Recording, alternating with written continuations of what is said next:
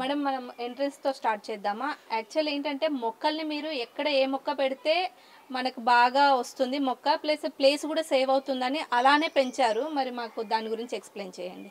Yes అని ఇప్పుడు నేను 5 ఇయర్స్ నుంచి దాదాపు 2019 నుంచి మొక్కలు పెంచుతున్నా కాబట్టి మనకి మొక్కలు పెంచడంలో కొద్దిగా అయినా అనుభవం ఉంది కాబట్టి అవగాహన ఉంది కాబట్టి మనము ఇవన్నీ ఏర్పాటు చేసుకున్నాము. కొత్తగా మొక్కలు పెట్టాలనుకునే వాళ్ళు ఫస్ట్ వాళ్ళకి అవగాహన రావడం కోసం కొంచెం టబ్స్లో ఆకుకూరలు లాంటివి చిన్న చిన్న కూరగాయలు లాంటివి పెంచుకొని పర్వాలేదు మనం కూడా పెంచుకోవచ్చు అనుకున్నప్పుడు మాత్రమే వాళ్ళు ఫుల్ ఫ్లెడ్జ్డ్గా మొక్కల నిర్వహణలో దిగితే బాగుంటుంది. ఎందుకంటే ఇప్పుడు మా ఎదురింటి వాళ్ళు కూడా మొక్కలు పైన పెట్టుకున్నారు, మా వల్ల కావట్లేదు అని మొత్తం తీసేశారు.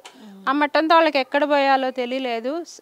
కాబట్టి బై ఛాన్స్ వాళ్ళకి పక్కన ఖాళీ ఉండింది కాబట్టి అక్కడ పోసేసుకున్నారు. వాళ్ళకి ఈ విధంగా వాళ్ళు ఆ మట్టిని ఎక్కడ పోయాలి, ఆ కుండీలు ఏం చేయాలి తెలియక రోడ్లో నింపేస్తున్నారు. అది మంచి పద్ధతి కాదు. కాబట్టి ముందు వాళ్ళు రైట్ చాయిస్గా వాళ్ళు కొంచెం పెంచుకోవడంలో అనుభవం వచ్చిన తర్వాత వాళ్ళు మొత్తం మెయింటైన్ చేయగలము, మేము చేసుకుంటాము, మా తర్వాత మేము చేయలేకపోయినా మా పిల్లలు చేసుకుంటారు అన్న దానిలోకి వచ్చిన తర్వాత అప్పుడు వాళ్ళు మొత్తము మిద్దె తోట నిర్మాణం చేసుకుంటే బాగుంటుంది.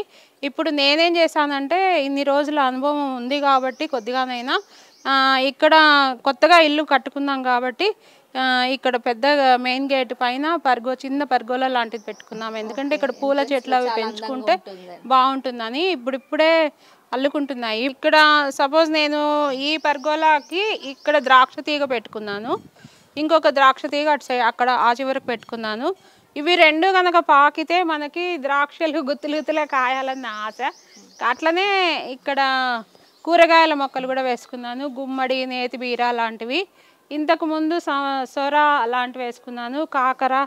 ఇవన్నీ ఏంటంటే దీనికి అల్లుకొని కిందికి కాయలు వేలాడుతుంటే మనకి ఇంటికి ముందు చాలా అందంగా ఉంటుంది.